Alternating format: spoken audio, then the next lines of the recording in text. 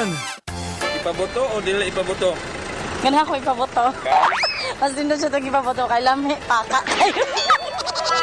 Ipaboto. Kay? Sugo sa maing pamatasan. Ang ipaboto. Ipaboto. Sa? Sa flower, ang spray aron magdaghan ng mga flowers. Depende, kung nasa sulod ang flower, sa sulod. Pero kung nasa gawas, sa gawas ipaboto.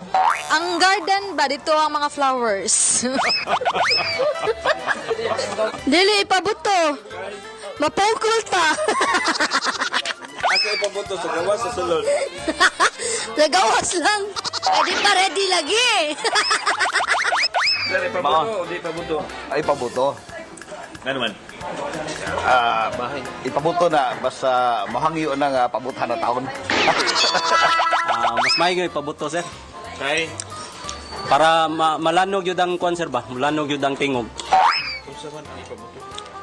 Depende sir kung sa'y gustong ipabuto sir. Sa ipaboto sa gawas, sa sulod? Mas maigi sa sulod sir para mawa ng bad spirit. Man!